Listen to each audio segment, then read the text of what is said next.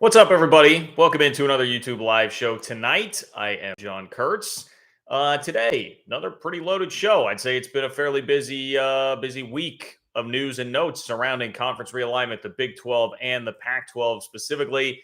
As you can see from the tease of the video, we will be talking a lot today about an interview that Kirk Schultz gave, the president at Washington State University, who's been very involved with what's going on in the Pac 12 and somebody who knows about the conference realignment game from his days as the university president at K State.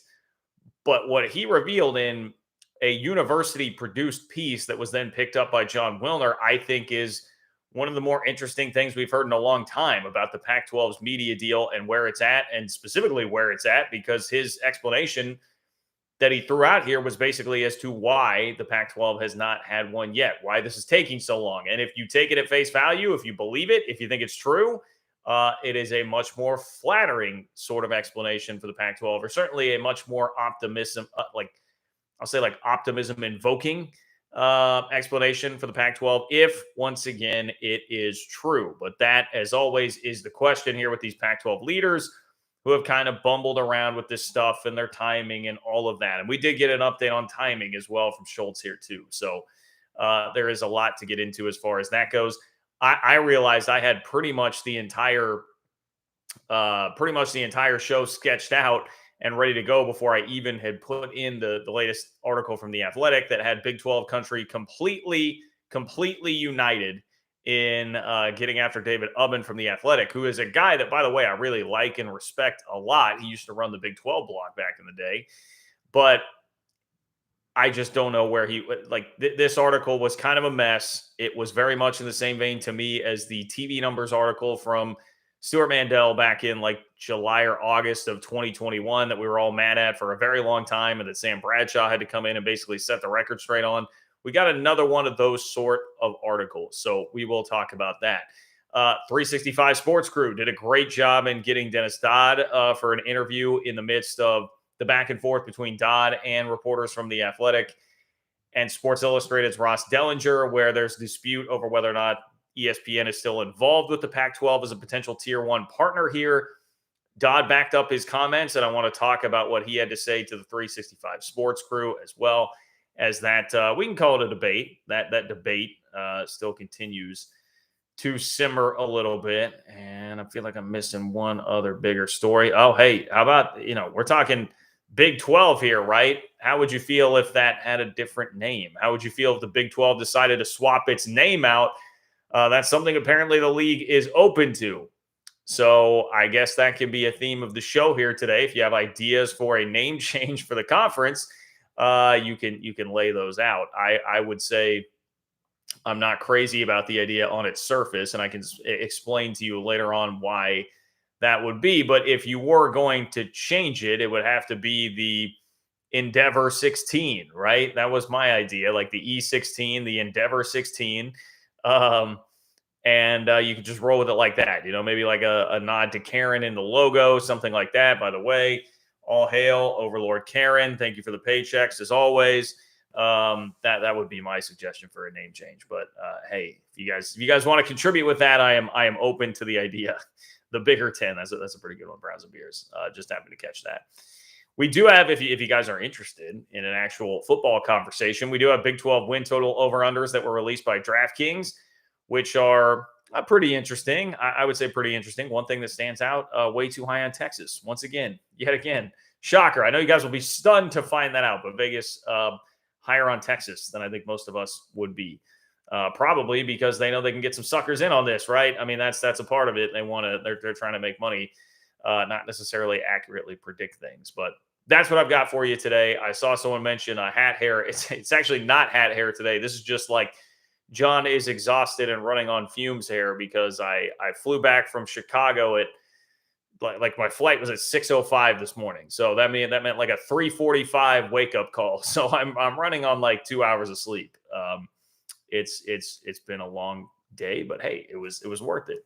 Got to go see my favorite band in concert in Chicago last night. So anyway, that is the struggle and the sacrifice, ladies and gentlemen, to be here with you tonight. I say that obviously tongue in cheek, but those of you that have been here before, you know how this works. We already have some donations lining up here tonight to get to. So if you want to be a part of the chat, if you want to have your voice heard and support the work that I'm doing and bringing you Big 12 content on a weekly basis here on this channel, click the $ below the chat box where it says say something.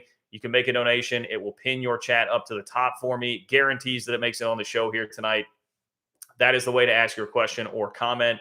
And again, support the work that I'm doing here, bringing you Big 12 content. I could not do it without your support. So I sincerely, genuinely appreciate all of you guys who do that. And I also appreciate everybody who just helps me out for free by liking the video. All it takes is one click. Scroll on over there, give the video a like. It helps with the algorithm. Leave a comment under the video before, during, after, whatever it might be. All that helps as well, whether you love me, hate me. Any of it I'll take. Just let your voice be heard in the comments there. If you're catching this after the fact, it's John-Kurtz-4 on Venmo if you would like to support the channel that way. All right, let's hop into a couple of these. Ryan, starting us out strong, says the Pac-12 is the trust fund kid conference. I definitely see why you say that. I think the problem right now for the Pac-12 is that they don't really have the trust fund to be drawing on, right? They wish that they still had a trust fund out there that they could be pulling money from, because that would help with the Comcast thing where they owe all this extra money to Comcast. It would certainly help if they had a trust fund they could just pull something out of. To get their way out of that. They need extra money per school, right? They need to be able to make members whole, even if they're going to expand. They could use a little bit of that extra trust fund money. But yeah, I mean, I get the general vibe there. The academic elites wanting to throw around their academia quite a bit. It does lend itself to that sort of criticism. The trust fund, by far the best like trust fund analogy that's at least in this arena is definitely that Texas is the trust fund school, right? I mean, they're going to the SEC based on daddy's money, not winning 10 games every year, not winning 11 games every year. It's because of the fact that they just have a bunch of daddy's money and brand value to throw out there. So anyway, I feel you, Ryan. I feel you. I do. Let's see. Matthew, what's up, Matthew? Matthew says, and I appreciate your support, Matthew. Matthew says, lots of public comments from ADs and presidents, nothing from George Kliavkoff for months. Very strange communication dynamic from the Pac. Reasons.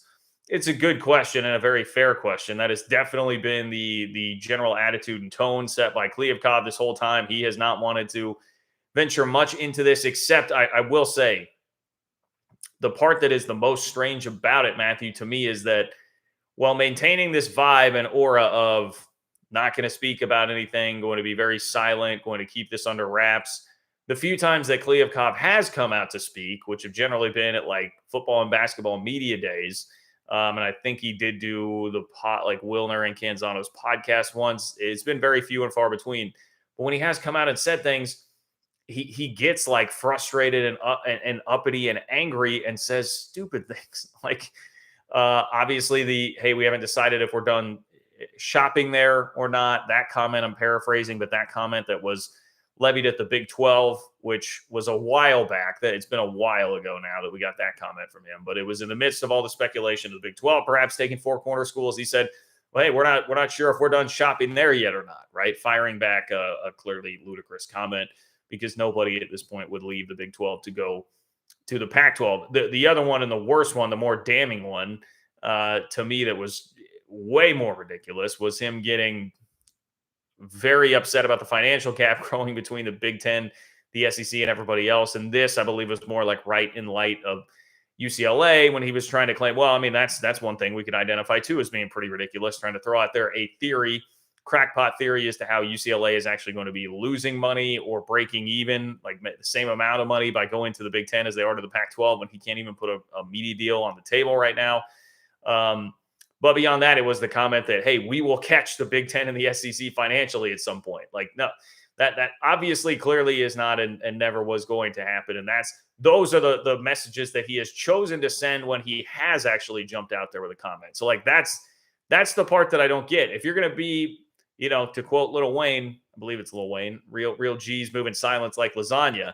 If you're going to be all about just sticking in silence and not saying anything, then like, maintain a little bit more of that demeanor of like, hey, I'm just not going to give an inch, and we're going to be silent and mysterious when you actually do have to be in front of the media for some reason instead of like being kind of emotional and flying off the handle with these ridiculous comments that don't make sense and make you look pretty silly. So, and speaking of looking silly, he is by being silent. There is some of like he's kind of leaving his athletic directors and presidents out to dry because they're the ones that are having to go and do like more of their local media hits, local regional media hits, and they're being made to look stupid because they're trying to like relay what's being told to them, and clearly that has not been accurate here at times. Which early on it was that this dollar figure was going to be much higher than what it actually is per school per team when Kliavkov was over promising and under delivering. Now it's more about the timing where they get told something about the timing. Everybody goes out in what seems like a fairly concerted effort, like the Arizona and Arizona State presidents, to say, hey, it's coming soon, it's coming soon, it's coming soon. And then, oh, wait, it's not. And that's got to be Kliavkov kind of leading these guys astray a little bit, right? I assume that they're not just pulling that soon label out of nowhere, and then they have to be the ones to go say it, and then they're the ones that are questioned when everything does continue to get pushed back. So I feel for them from that standpoint. Now, I mean, are there some advantages to staying silent to it? Yeah, I mean, I think if you can stay fairly leak free, which it seems like they have for the most part, outside of like specific spoon fed information that they want the Wilner and Canzanos of the world to know, they have done a pretty good job with that. And maybe I mean, look, until something is signed and like we don't know what this deal is going to actually be. Maybe it is that George Kliavkov is playing like 6D chess here, and we just have no idea. And somehow he's signing a deal that is going to get them close to the Big Ten and the SEC financially. I think we all know the reality of that is not a very realistic possibility. But I suppose that exists out there. So yeah, I'm with you. Fairly strange, especially now, is like they're taking real legitimate reputational damage with what is going on and how many poor media cycles they've had, and they're turning into a punchline rather quickly, which the Big 12 lived that life for a very long time, and not something I think anybody really wants to go back to. That is now the Pac-12, and being silent from the top down, well, being silent at the top, not really the top down, but being silent at the top has certainly not helped the perception and narratives that have surrounded all of this. So I guess that I really didn't answer your ultimate question there, Matthew, which would be like, what are the reasons here? It feels like Kliavkov just felt like, hey, like a no leaks, don't give an inch, don't leak any information out there for anybody to try. There are some advantages to that, right? I guess the idea, like if you think Brett Yormark, for instance, is sneaky snake in the grass, which is kind of what Canzano framed him at a while back with one of his columns. Maybe you just don't want any of the legitimate information to get out there for him to really know anything to try and attack you with or use that against you. And if you are somebody that buys into this Endeavor theory that Endeavor is just pulling all the strings behind the scenes, and that Endeavor is this big bad bully and they've done so much damage, maybe you feel like it would be even worse if there were more bits of information coming out there from Kliavkov. I don't know. That would be some level of speculation there on that. Perhaps also just not wanting to deal with any of the distractions that come with that. Or just, I mean, there are a number of reasons. I can only speculate, and maybe I'm missing. If I'm missing anything that's obvious or good, very well could be. You guys let me know in the chat. But that, to try and answer your question, I guess that is the road that I was start to go down, Matthew. McMuffin, what's up, McMuffin? McMuffin, thank you for being here. Thank you for your support. His comment, merely John Kurtz, with a couple of periods there. I agree, McMuffin. I think that's a great take. I think that's the best take that we've had here in the chat in a very long time. So thank you for being so kind and so gracious as to be here tonight and to grace us with your presence and with that very insightful comment. As insightful as anything that has been said here on this channel in quite a while. I agree. John Kurtz, I do agree. You guys are right. I'm seeing in the chat. Blink. Yes, I saw Blink 182 in Chicago yesterday. It was great. It was great for my millennial emo kid heart. It was a wonderful, wonderful show. Packed house at the United Center. Absolutely packed house. And they were playing there again tonight. I should have just bought tickets for the show tonight too and done a 2-day thing. Either way, I'm back. Zesty's Retro and Games. What's up, Zesty's Retro and Games? Thank you for being here. Zesty's Retro and Game says Big 20 plus. Okay, so name change for the league, the Big 20 plus with Colorado, Arizona, Arizona State. I assume that is Oregon State, Villanova, Gonzaga, St. John's, Wisconsin, UConn, or Washington State, I'm guessing that is UConn. So basically, you're taking the basketball idea there, getting all those schools in for basketball, and then like your four corners ish is about what's happened there for Zesty's Retro and Games. I don't know if like both of those things are a realistic possibility at the same time. Like how healthy is Yormark's appetite for conquering the world, so to speak, with the Big 12 if he can? That would be very interesting. Now, again, I don't think that the four corner schools, especially all four of them, like I don't think that's a very likely, plausible scenario as of right now. We're talking more like Arizona, Colorado, see what can happen there. But look, if it got to that point, Big 20 plus, that would actually be really funny. The 20 plus for a couple of reasons. One, obviously, just there's some comedic value in being like, hey, we don't know what's going to happen here. I mean, look, we got a bunch of teams now. This stuff changes every 2 or 3 years. We could be adding schools. Who knows? Let's just cover our bases. A little CYA move here and just go with a plus. Just throw a plus. Because then if we get to 24, who knows where college athletics is going to go? It could still be under that 20 plus, and we wouldn't have to do this ridiculous like, oh, we were 12 and now we have 16. You would not have to deal with some of that stuff. Also, just because how much everyone hates ESPN Plus, I also think it would be very funny if the Big 12 just like turned the conference into that, right? Big 20 plus. Just throw a plus on there like everybody is with their streaming components. Anyway, funny stuff there, Zesties. David, what's up, David? David, thank you for being here. Thank you for your support, my friend. David hops in and says, Stanford is a trust fund kids school, yet they can't buy their way into the Big Ten. They can keep BYU out of their league, ironically. Yes, well, David, you are correct there. Stanford, very much trust fund school kind of vibes. Absolutely. But yes, you can't just academic your way into the Big Ten. That's really what it is. You can't buy your way into the Big Ten. You can't just academic your way into the Big Ten.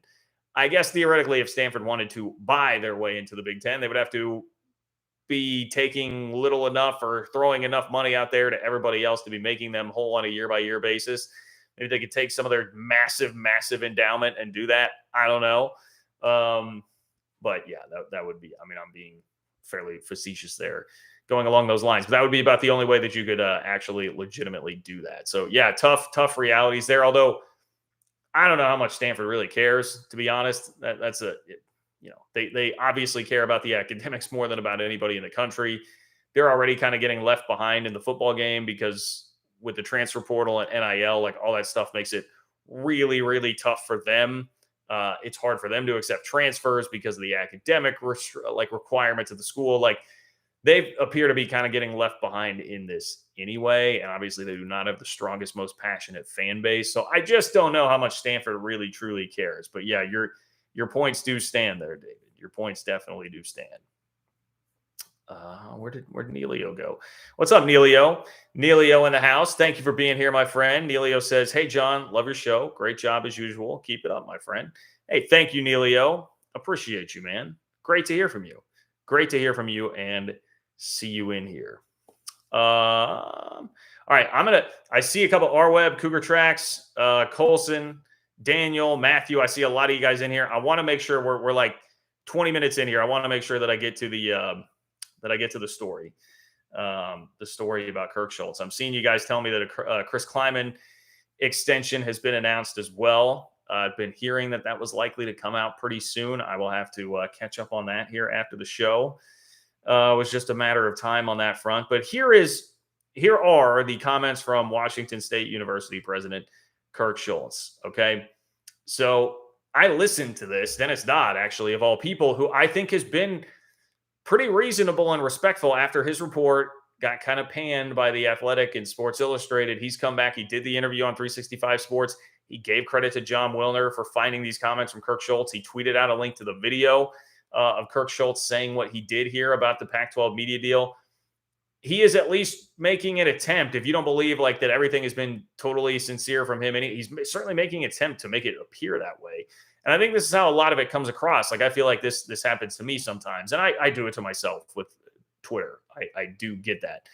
But like, I feel like if you listen to my shows, I'm fairly reasonable about this. Yes, you're going to get a Big 12 slant on things, but I have not been out here saying it's imminent the four corner schools are going to leave. I believe this is absolutely going to happen. No, that has not been the case, but people want to just take it to an extreme, one side or the other. So if you place some skepticism on the rosy red Pac-12 propaganda machine picture, then all of a sudden you get labeled as somebody who's just an extremist on that side. Now, it feels like Dennis Dodd is trying to do some of that, right? Like do a little bit of damage control to what the narrative has become surrounding him anyway. So I appreciated that he tweeted this out. I listened to Kirk Schultz say this, and then I went back and saw that Wilner had written an article about it. So it's a little, Wilner obviously is a great journalist. He's a great writer. So he has made this like much more digestible. So we'll take his article here and get the information to you that way. So it is an article about Kirk Schultz and what he had to say about the Pac-12 media deal. So why the delay? I'm going to start here at this part of the article. Why the delay? Obviously speaking to the delay in a TV deal. One of the very same presidents has offered crucial insight. Quote, I think it's just the environment, Washington State's Kirk Schultz said this week. It's the uncertainty in the economy, the layoffs in the tech sector, and other places. I know at least one of the partners we were talking to said, quote, we're ready to sign today, but the optics of us announcing that we're laying off X number of people and we signed a multi-million-dollar with the Pac-12 are just not the best. So we're going to have to wait 6 weeks. Clearly, the optics are something those folks are really worried about. Okay, that's a pretty strong statement, because if we're to take that at face value, it has to be, and Wilner goes on to point this out, that has to be ESPN or Amazon, because ESPN has already announced layoffs. I believe Amazon has said layoffs are coming. So it would have to be one of those two, which have definitely been rumored to be heavily involved here. But if that's the case, if it's ESPN, for instance, that's very interesting in light of the timing of Dennis Dodd's report that in a room in a meeting with Big 12 officials, somebody at ESPN had said, hey, you're going to be one of 3 conferences that we work with. And they already work with the ACC, the SEC, then the Big 12, obviously coming up would be the third. Dennis Dodd is standing by that reporting. So you have that happening. And then Kirk Schultz saying, hey, one of the major players we're working with here said, we're announcing all these layoffs. We've got to give it 6 weeks before we cut a multi-million-dollar deal with you just because of optics. If that's ESPN, that's a pretty direct pushback, pretty direct source of pushback from a Pac-12 president itself against the Dodd report there. Even if it's Amazon, that still is a much more, that would still be, I think, that would be a partner at least that like Pac-12 fans would kind of be like, all right, like we get it. Like Amazon's done Thursday Night Football. Amazon is a massive, well-known company. Lots of people do have Prime. Like, I guess the point being, it makes you feel better than some of the like Ion TV, CW, like where are you going to go sort of talk that has been there. And the ESPN piece to me, again, is just way more interesting than Amazon here. And ESPN, I also would lean more towards like that seems like ESPN, because with Amazon, so ESPN is undergoing several rounds of layoffs. I'm reading from the article. ESPN is undergoing several rounds of layoffs as part of cost-cutting moves, and Amazon announced recently it would eliminate 9,000 jobs this spring. So it's just an announcement that's coming up. It just feels like the ESPN one has been a little more prominent, a little more recent. Kirk Schultz, I don't know 100% when this was filmed, when exactly this was done, but it's very close timing-wise to all this ESPN hubbub that's been out there. So I read that almost as an insinuation that it is ESPN, but that is, again, just me speculating, insinuating based on what is being said there. But that would be a pretty big deal. And if that's really it, I guess part of my skepticism comes in here for a couple of reasons. One, this is the president at Washington State. We know the situation Washington State is in. Washington State and Oregon State are in the toughest spot of anybody in the Pac-12 in terms of finding a home if that league were to blow up. They're going to be very incentivized to push the most positive possible thing, the most positive possible narrative for their conference. 2, and maybe the biggest one, is just these presidents. I'm not even blaming them. These presidents have been duped by what they've heard from Kliavkov or what they've heard from conference officials, what they've been told in meetings. We've seen it over and over again. It just happened very recently with the timing where everybody said soon. The unity statement said near future. And then they all have egg on their face now as they're admitting it's going to take weeks or months longer than this.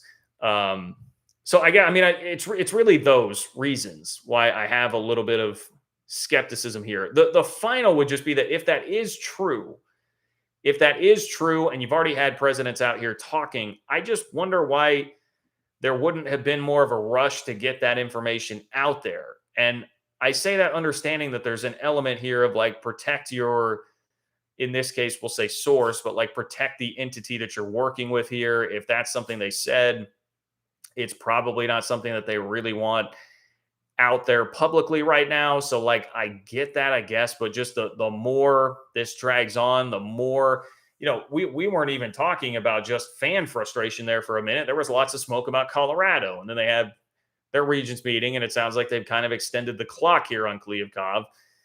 But that was at least starting to seemingly get a little bit more serious. I would think that like the stakes were high enough and things were dangerous enough there that somebody would have rushed to try and actually put that information out there before Kirk Schultz just did right here. So I think there are reasons to be.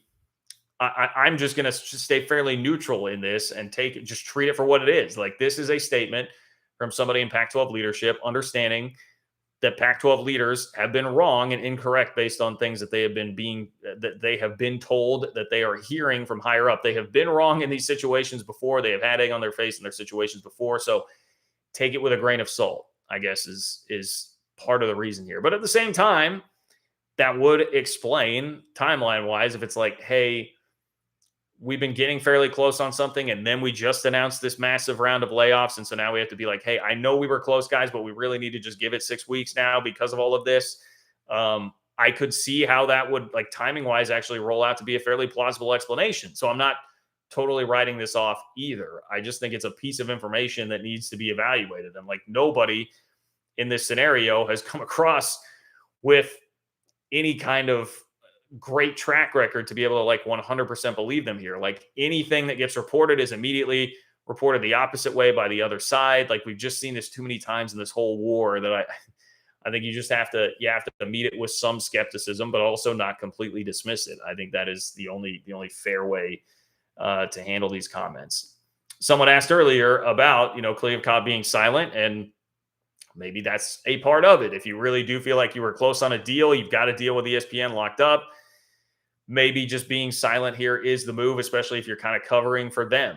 Now, this obviously would not cover silence for the entire time, but silence here recently, there would perhaps be some advantage in that. But now that doesn't matter anyway, because Kirk Schultz has put it out there. So that is going to be out there. And once Wilner picked it up, that's what really took it from this video that had less than 1,000 views on YouTube to now it's being sent to Pac-12 hotline subscriber base. And John Wilner, obviously, is somebody that's being read by a lot of people across the country right now. If you want a little bit more in this article, says Schultz's comments came during a wide-ranging conversation about college athletics. His comments suggest the conference is in deep negotiations with either ESPN or Amazon, if not both. Why? Because ESPN is undergoing several rounds of layoffs as part of cost-cutting moves by Disney, and Amazon announced recently it would eliminate 9,000 jobs this spring. He notes a third media company believed to be negotiating with the conference, Apple, has not announced mass layoffs thus far. Here's another quote from Kirk Schultz. He said, if you said when would be the worst time the last 6 years to try and negotiate a media deal, probably the last 5 months is close to the worst. I mean, I don't disagree with him on that. All the sentiment and reasons have been really outlined because, or earlier in this, ESPN going through layoffs, competition from NASCAR, UFC, WWE, all these different things that are coming up. Plus the Big 12 getting in and getting their deal first. Like in general, the streaming world is cutting back. It's not this just printing money machine anymore. All of these reasons have created that. And so, yes, that is true. I bristle at the Pac-12 using it as a defense somewhat here, because to me, that's where you've got to have a great leader with the foresight to see that coming and see that happening. And Brett Yormark definitely did. It's a complicated scenario because getting everybody on board sooner might have been a little trickier for the Pac-12, but I think a lot of that stems from Kliavkov setting unrealistic expectations himself in the first place. So I take it all back to the top. I take it all back to the head of the snake as far as that goes. A little bit more here from the article. It says the delay caused by economic factors underscores the role timing plays in media rights negotiations. The Big 12 opted to renew its distribution agreements with Fox and ESPN last fall, as Brett Yormark and university presidents favored security over waiting for national negotiating windows. In contrast, the Pac-12 passed on the chance to renew its agreements with ESPN and Fox last fall and took its inventory to the marketplace. So he's just asking all the questions here that will have to be answered. Will the supply-demand advantage trump the economic downturn? Does the conference have enough premium inventory to drive the valuation past the Big 12's number? And will the risks of a delay lead to presidential panic and wandering eyes? That's all to be determined in the coming weeks and months. And look, every one of these articles does kind of boil down to that, right? We still have the same questions that still need to be answered. And everybody will say, well, they'll be answered soon. They'll be answered in weeks and months. They'll be answered this summer, which now seems to be more of like the sliding target date that we're hearing from Pac-12 folks. In fact, that is something that Kirk Schultz said in this interview. He said summer, looking at summer.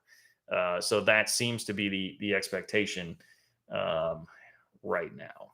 Also, he talked a lot about some of the Pac-12 talking points that we've seen. The West Coast, the after dark time slot being a big piece of what it is that they have to offer. He continued to say over and over, recognizable major media outlets.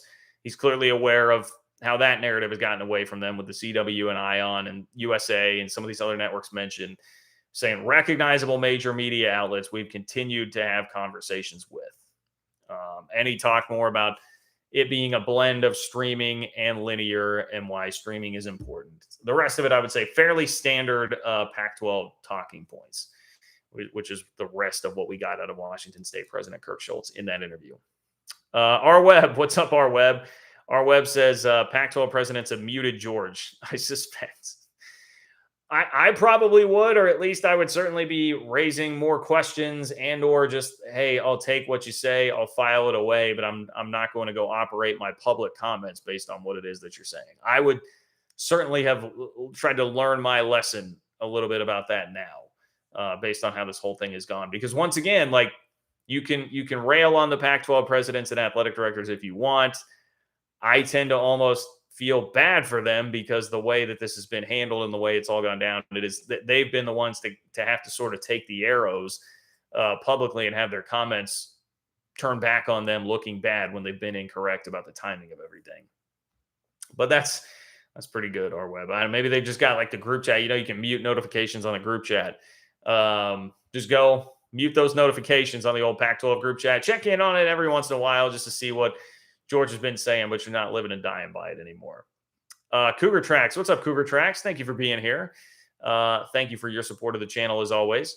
Cougar Tracks says, do you think maybe George Kliavkoff is stalling on the new contract because he knows when it's announced he'll be sent packing? I guess the only thought I would have on that is like some people have said and speculated like, hey, ESPN dropped in an offer and it was this low ball sort of offer, whatever number you want it to be, $20 million per school, something like that for the main package of games. And then you could probably find a little bit more than that from somebody else. And that total package is not going to be enough. If you really wanted to buy into that and believe that, like maybe, but I would guess that it probably is more of like Apple and Amazon are involved and those are tricky negotiations and those take longer. And maybe there is like a lower offer out there from ESPN, but you're also trying to work them and see if you can bring that up or see if it's going to be, hey, we sell the majority to Amazon, but can still get some of it to ESPN. Like maybe. I don't think that's like a terrible theory. I don't know that it's the one that I would completely subscribe to, even though obviously I have my issues with how George Kliavkoff has handled things throughout this entire process. But that's not a bad thought, Cougar Tracks. That's not a bad thought. Trying to buy time, I guess, to see if something will change. Unfortunately for him, if that's been the route that this has gone, buying time has almost been worse in some ways because like the ESPN situation, for instance, does not seem to be getting better at all based on how this has gone. Colson, what's up, Colson? Thank you for being here. Colson, thank you. Longtime lurker, first dono. Appreciate that, my friend. Thank you for doing so. And he says, Kleiman, new contract. All right, let me go pull up my email here. I would assume that I got a release about that. No, I haven't. So, okay, I guess it's not been officially announced by K-State. Oh, Pete Thamel. Pete Thamel broke it. Pete Thamel. Okay. Sources: Kansas State and Coach Chris Kleiman are in the process of finalizing a new contract worth $44 million over the next 8 seasons. After winning the Big 12, sources told ESPN, K-State is showing its commitment to keeping Kleiman long term. That is great. Chris Kleiman will make an average of $5.5 million per year over this contract with K-State. Very well deserved. It will go into effect on July 1st. Source with knowledge of the contract told ESPN the length of the deal and bump in average pay are signs of the school's desire to keep Kleiman at K-State for the long term. His deal is 4 years longer than the current deal. The average pay raise for Kleiman will come out to nearly $1.5 million per year, as the deal being replaced averages nearly $4 million per year. Yeah, it's a pretty hefty raise. I was thinking like low fives was what I was expecting there. So that's honestly like even a touch more than what I had expected. It does say in this article, quote, he's expected to rank among the top half of coaching salaries in the Big 12. That was the other thing I was looking for, where specifically that would rank in the Big 12, but I won't bore you guys by trying to dig that specific information up. Congrats to Chris Kleiman. Congrats to K-State for getting that all wrapped up there. Love to see it, and I think there's a very bright future ahead for K-State. 8.5 was the over-under win total from DraftKings, by the way. As much respect as I've seen for a K-State team preseason in a long time. I was honestly a bit surprised by that. I figured it might be more like 7.5, but it seems like there is some real respect for Kleiman and company out there after winning the league last year. Daniel, what's up, Daniel? Cat fan in Huskerland, a.k.a. Daniel Osborne. Thank you for being here. As always, Daniel, appreciate you, man. How about Karen's Great American Truck Stop Conference? That's pretty good. Karen's Great American Truck Stop Conference would, I think, like that sounds like quite obviously like a reality show name or something. And the way this is going with your mark, like, hey, maybe that's like in tandem with some reality show, you know, Karen's Great American Truck Stop Conference TV show, battle, Great American Truck Stop Conference battle. You could have that as your Netflix show every single week, chronicling the inner workings of the Big 12. I think there's something there, Daniel. I think there's something there. So that's not terrible. I thought about throwing that out as the obvious name, right? We've been talking about this truck stop conference thing, but the problem is the idea here, and let me just go ahead and read you this blurb because I've kind of been teasing it for you. It's not anything terribly substantial, but it came from a 24/7 article. 24/7 Sports said, should membership numbers change again in 2025, the Big 12 is at least open to the possibility of tweaking its logo, if not changing its name, according to a source. So if it's going to be 16 at that point, if membership has changed dramatically, especially if they do like the basketball thing, you might lose some of the meaning and significance of Truck Stop Conference. Like the Truck Stop Conference core is the Hateful Eight, right? It's the 8 teams that still remain. If you start branching out too much from that, maybe you start to get away from that a little bit and it doesn't quite work as well. But for now, for our purposes and for comedic purposes right here, I love it, Daniel. I love it. And we know Gambling Gauchos already have the, I don't know if it's really like a logo, but we could say some great promotional graphics with all of those different semis from each of the schools in the conference. So we've already got some of the branding taken care of there. Let's see, where'd you go, Matthew? What's up, Matthew? Matthew checking in again. Matthew Hunsaker, what's up? Says, do you see Nebraska football returning or stuck in the bottom third of the Big Ten for the foreseeable future? Adrian Martinez did better at K-State than Nebraska from what I saw. Yeah, I mean, look, put it simply, Adrian Martinez was just in a better football ecosystem at K-State than he was at Nebraska. That was obviously a mess under Frost. We'll see about Matt Rule, but, you know, things have been a mess at Nebraska for the better part of 15 to 20 years now. So, yeah, tough environment for, I think, anybody to really thrive in there. It was better at K-State. Injuries held him back, and Will Howard, who I think just emerged to be a better quarterback than him, held him back. As far as Nebraska goes, look, I mean, people ask that question a lot about Nebraska returning. The money just simply, I mean, I'll just say it again, and I understand why people ask because things have not worked out well for Nebraska there, but the money is just simply too much that you could never really turn back. Like the toothpaste is out of the tube on that. It just, you know, you're not going to give up $30 million a year to go back to the Big 12 because things have not worked out as well as you'd like them to in the Big 10. It's just not something that you can viably do, especially when you have a fan base that's like that starved for success and NIL is becoming a big thing. You can't be turning away that sort of money. And I know that that money doesn't go directly toward NIL, but coach salaries, you know, Nebraska being able to throw a bunch of money at coaches, like those things definitely matter. They need that money. And just the prestige that comes along with being in the Big Ten, even if you are one of the bottom third sort of teams in the Big Ten. The better strategy for Nebraska, even if I were advising them, would be like, hey, at this point, money, prestige, status, all that. You got to just keep taking your shots. You can keep high money swings at your coach and still sell your tradition from 30 years ago to get somebody in there. And at some point, you should do better than what they have done here recently with the last couple of hires. So yeah, don't think that will happen. They obviously do have some real problems that they need to get sorted out there, though. Zach, it's good to see you, my friend. Zach is back in the chat tonight. What's up, Zach? Zach says, John, deepest apologies that I've missed quite a few live shows. Thanks for all that you do, and go Bearcats. We are so painfully close to UC in the Big 12. Well, first of all, thank you, Zach. Don't worry about it, my friend. I totally understand. Life happens. Life gets busy. Believe me, I get it. Thank you for popping back in. Glad to see that you're here. Glad to see that you're still loving the content. I saw it. Your Bearcats, man, did not get a lot of love from the DraftKings numbers. Cincinnati was at 4.5. So was Houston. BYU at 6, UCF at 6.5. And funny, the one person I saw in the mentions of it really complaining was a UCF fan, calling that comically low, which I don't know, feels about right to me for UCF. I would peg them in like 6 to 8 wins next year. But not surprising, right, that the brash Twitter fan base of UCF would bristle at that a little bit. Hey, maybe I'll be completely wrong, but I think there will be a bit of an adjustment period, even if I buy very high on the UCF stock long term. Anyway, Zach, would be curious your thoughts there on DraftKings putting Cincy at 4.5 as the over-under for next year. But appreciate you, my friend. Thank you for being here, and hope you continue to enjoy the content that I am putting out here. Greg, what's up, Greg? Greg says, John, keep up the good work. Where is the best drinking spot in Crossroads? Ooh, have you ever been to Green Lady Lounge? Greg, thank you for being here. Thank you for your support, and I very much appreciate the question. Crossroads, an area of Kansas City, downtown KC. So Green Lady Lounge, I've heard very good things. I have not actually been here. Here's a part of the problem, Greg. I don't really drink anymore these days, and haven't much since I moved here. But my favorite thing has been, when I did do a little bit of it, was to go to Brewers Alley. There's like 4, 5, 6 different breweries that you can go to in the Crossroads that are awesome.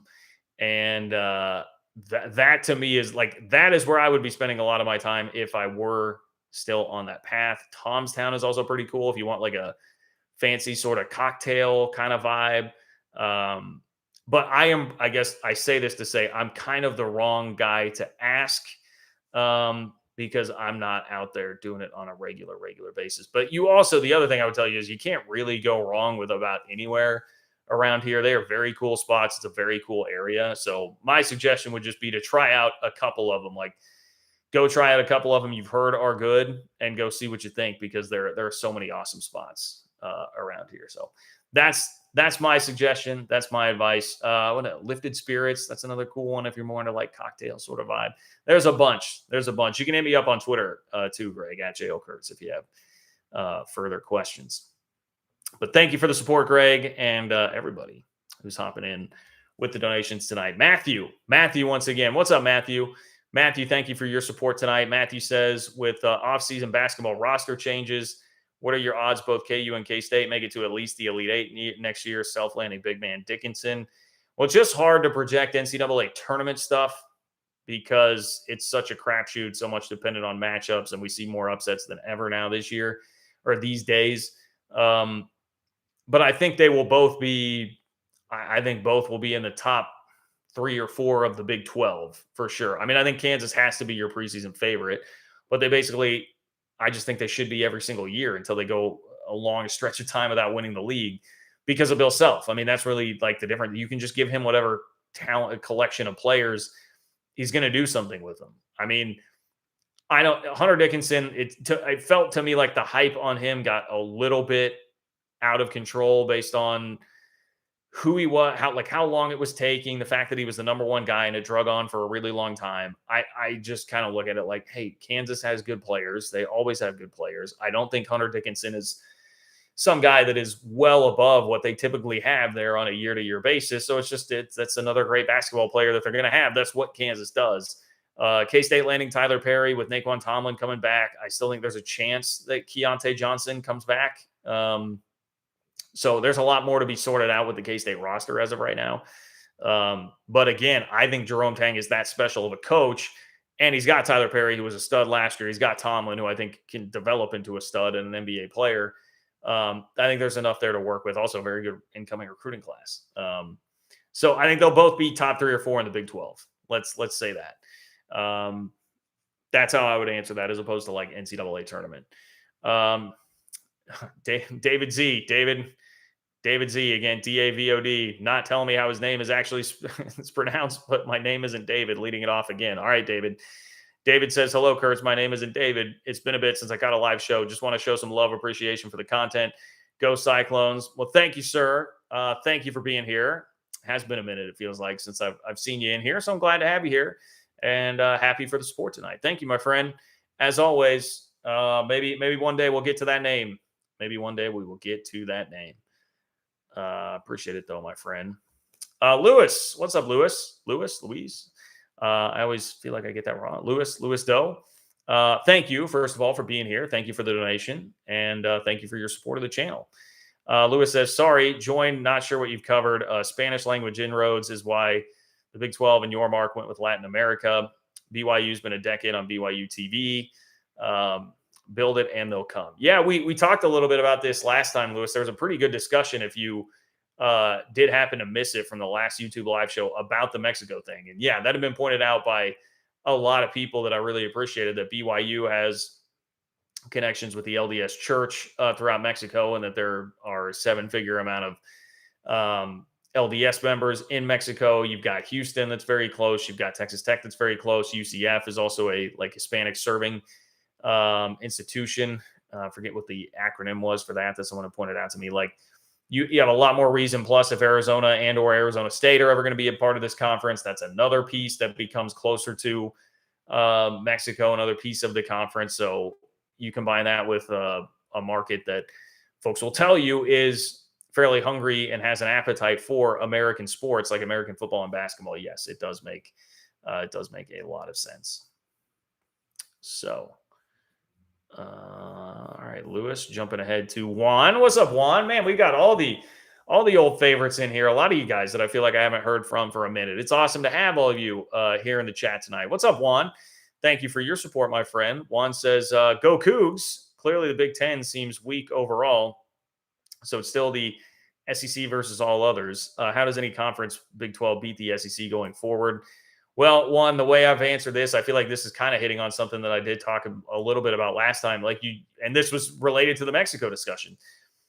Those that push back, I think, are just stuck in like the old way of thinking. You can't beat the SEC at their game. They've got it monopolized. You're not going to beat them by doing anything traditionally. I mean, you're not going to beat them, period. Like, let's just be honest and be straight up about it. I mean, I love the Big 12. I will champion the Big 12. I will campaign for the league.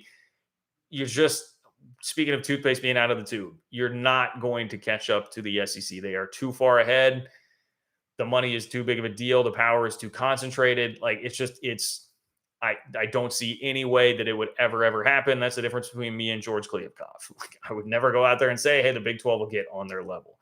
But you can't try to compete with them doing the same thing. You've got to be creative and create your own unique brand to make your entity as valuable as possible while still being a competitor, so to speak, loosely speaking there, but a competitor, so to speak, of the SEC in this same realm. So that's what you have to do. You can't just go the conventional route and try and do everything the conventional way that it's always been done in college athletics, because the SEC will just trample you. They'll railroad you if that's what you're going to do. So that's how I would answer the question, Juan. I hope that gives you enough of an answer. Maybe not the answer like everybody wants to hear. If you'd want me to come out and be like, rah, hey, the Big 12's got this. They're going to just like, guys, it's a mammoth gap. It's a pretty mammoth gap there between the SEC and everybody else. And I'm not blaming TCU for this. It was terrific for the conference. They made the national championship game, but we did see how big the gap is between the best of the SEC right now and the best of the Big 12 right now in the national championship game. So, yeah, I don't think that we're going to see anybody be able to overtake the SEC there, and Big 10 included. I think the SEC will remain the preeminent power. I don't know that anything is going to change that anytime soon. Lewis chiming in again here. Appreciate you, man. Says Latin America grant of rights, or GOR, Latin America GOR, is why your mark is pumping Latin America. I'm sorry, I see GOR and just assume grant of rights. GORs could bump league revenue another $50 to $100 million a year outside the U.S. I mean, there's probably money to be made there in Mexico. I think that is what they're banking on, right? But I don't think that seems like an awful lot, $50 to $100 million a year outside the U.S. And I'm not going into it with the thought or expectation. That's the better way to put it. I'm not going into it with an expectation of this being a richly money-making experience, but I think there's at least potential there, and it deserves to be explored, especially when it's a geographic area that has not really been explored by anybody else in college athletics. You can kind of be the first in there and try and lay your claim to it. I'm just trying to search for GOR here. I'm sorry if I'm just not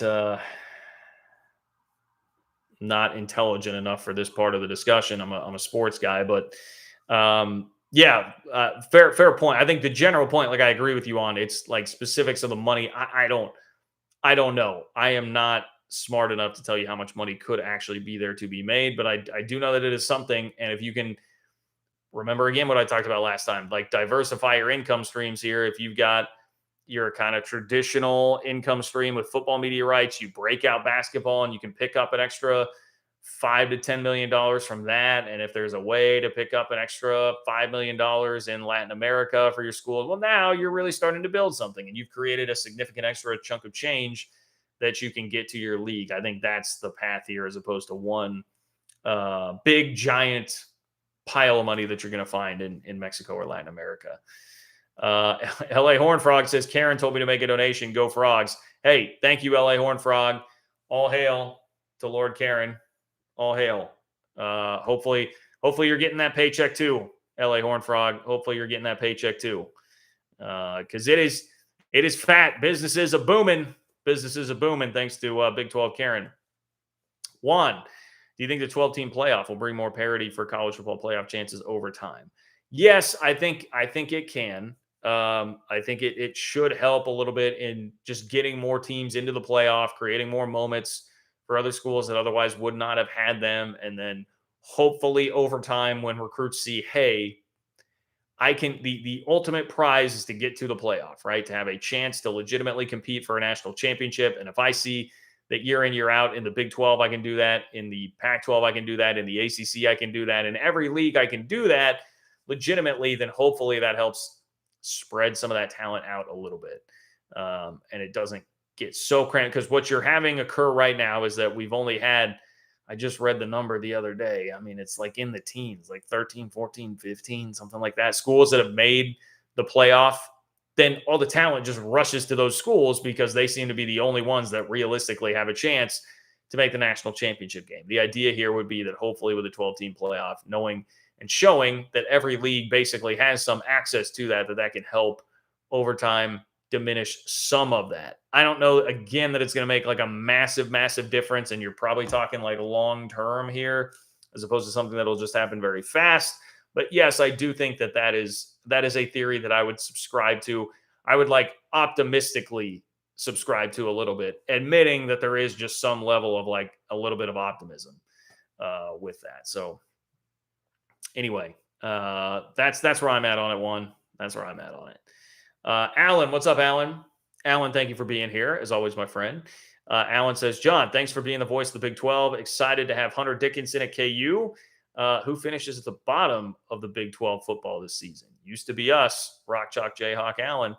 You're right, Alan. Speaking of getting a lot of respect, man, Kansas, the over-under for Kansas was 6.5, according to those DraftKings numbers that came out. 6.5 for Kansas, which, I mean, we're used to seeing that number being like 2.5, I mean, that is skyrocketing respect for Kansas. And I think it's pretty accurate. Like if you ask me to peg Kansas next year, I would say 6 to 8 wins. And so 6.5 is putting you kind of right on that line. In fact, I kind of lean to 7-5 for Kansas right now. So if you force me to pick a side there, that's where I would go. Now, who's going to finish last in the Big 12? I mean, your bottom feeders as far as the win totals from DraftKings go are West Virginia, Houston and Cincinnati. They're all sitting there at 4.5. I don't know, man. I feel to me the bottom two feel like Houston and West Virginia to me at this moment.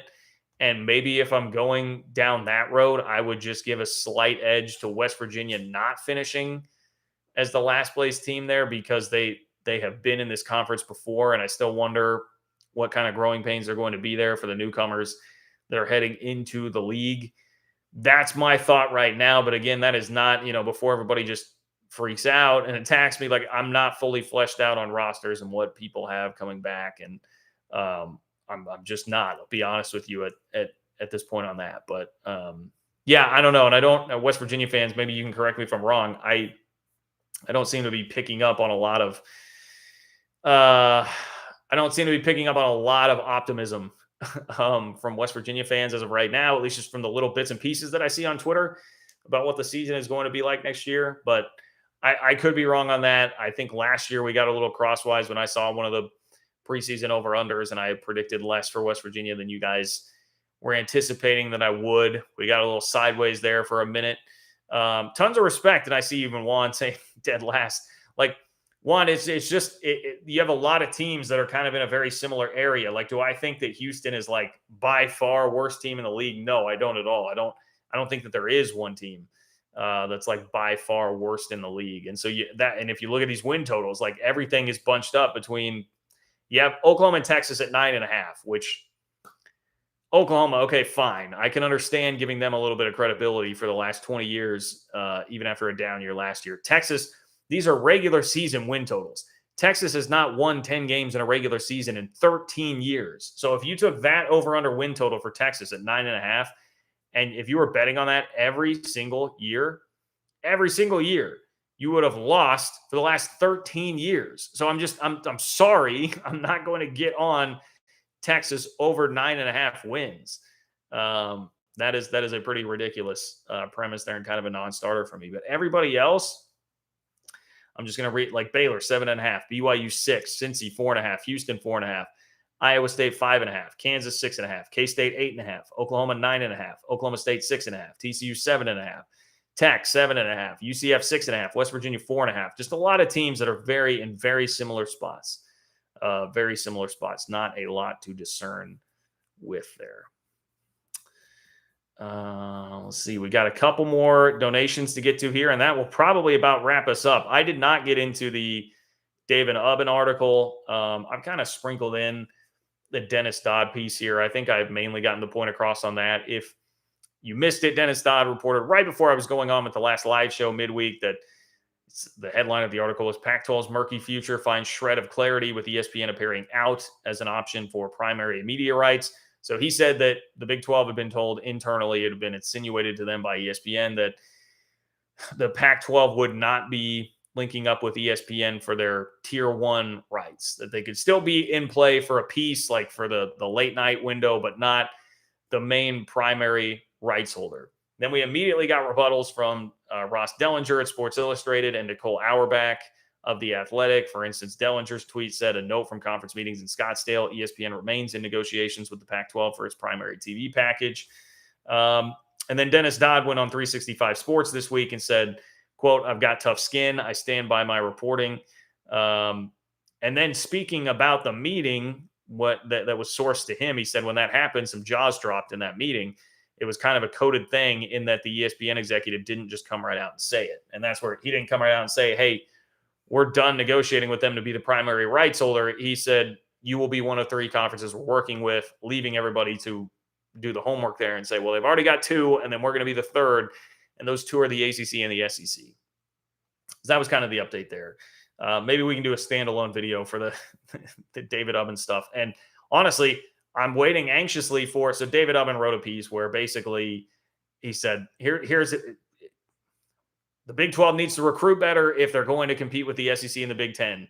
If they're going to ever win a national championship, the Big 12 will have to recruit better.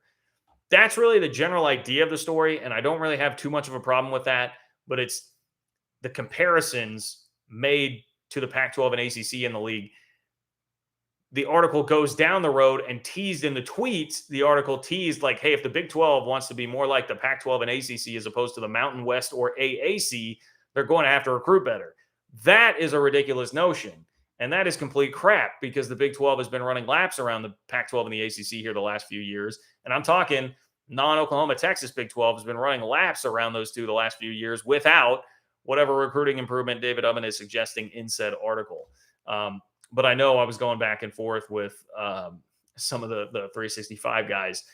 I think Brian Etheridge is who it was. And we're talking about like, hey, Sam Bradshaw surely will have something on this. I said, hey, man, put the bat signal out to him. And he said, already on it. So I am very much waiting for the article that will give the correct context and put this all in its proper perspective when we get another one of these. Like, I'm not going to call it like a straight up hit piece, but just it's kind of a half-baked, felt like searching for clicks sort of an article. And I guess if that were the idea, it did work. I mean, it got Big 12 fans very riled up and in unison coming after it in the quote tweets. Like it definitely got hammered and it turned into a discussion about, I mean, I'll give Ubben some credit on this. He was responding to folks and he conceded the point that the Big 12 did better in this most recent draft, right? Like non-Texas Oklahoma did better than the ACC Pac-12 in this most recent draft. He fessed up to that, but then he was also pointing out, hey, if we're going by 4-star recruits even, and he outlined the numbers, and I don't have them directly in front of me, but the Pac-12 and ACC were still well ahead of the Big 12 in terms of 4-star recruits over this time period.